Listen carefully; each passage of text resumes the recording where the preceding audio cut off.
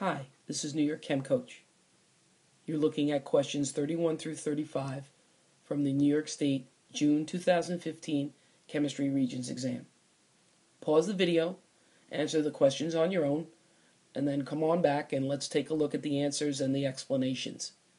You need your reference tables. If you're not working through Regents exams without your reference tables and a calculator, I think you're making a big mistake. So pause the video and get those as well. Okay, here are the answers for questions 31 through 35.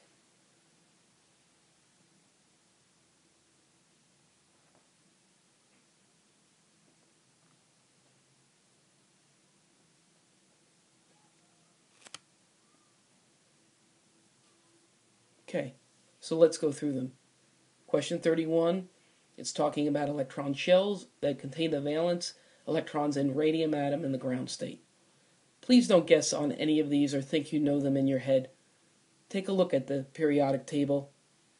We're looking for radium. If you don't know the symbol for radium, I'm going to do some flipping here, then you would find it here on the periodic table, you'd find it on reference table S.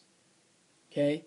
And if you don't know what radium is, again, find it before you go to the reference table. And here it is. It's element 88 here at the bottom, right here. So Ra is the symbol for radium. So let's go back, find Ra, and here it is, right here. Now notice that it is in period 7. So the 2 valence electrons for radium are in that 7th level. So if we go back, that's why the answer is the 7th shell meaning level. So easy question to answer if you just make sure you look it up. Question 32. You're looking at nucleus of an atom, so protons and neutrons. How many different elements are represented by the diagrams? You have to know atomic number gives you the number of protons, and the number of protons always gives you the identity of the element. That's it. So we have 1 proton for these 2 and 2 protons here, and that's why the answer is 2. So atomic number, I always say that that's the atom's social security number. If you change the atomic number, you've changed the number of protons, you change the identity. It is a fact. You make sure you know it. It always shows up. Question 33. You have chlorine and element X. They have similar chemical properties. An atom of element X could have an electron configuration of. Well, they're telling you that you're dealing with chlorine here. What are you dealing with? You're dealing with obviously a group on the periodic table because all of the valence electrons are the same. Now, could you answer this without possibly looking up where chlorine is on the reference table? You might. Don't make that mistake. If we take a look, erase this. Okay, here's chlorine, and here are all the other elements, of course, that would have the same chemical properties because they all contain 7 valence electrons.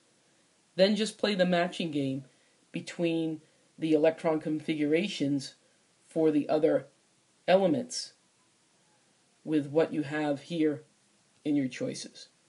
And that's how you would answer it. And that's why it's choice 4. If we go to question 34, which group of elements contain a metalloid?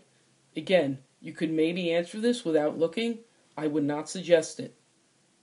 New York State considers 6 elements on the periodic table as the metalloids, also known as semimetals. There are the 4 that sit what I call on the staircase, and then the 2 below. So what am I looking for? I got to do process of elimination with the choices here, the groups. Okay, it's 2, 8, 16, and 18. So 2, 8, 16, and 18. So obviously it's group 16. So much easier if you actually use the table. And while you're going through questions, mark up a table. You can always print a new one out. You can always get a new one from your teacher. Last question, 35. Which Lewis electron dot diagram represents a fluoride ion? Well, if you go to fluorine, fluorine, of course, is in group 17. It's got 7 valence electrons. It's got 7 dots. How many more does it need to feel like a noble gas? Well, obviously, the answer is 1.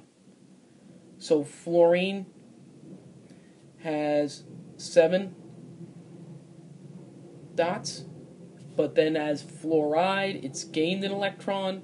Don't forget about the brackets and the negative sign on the outside.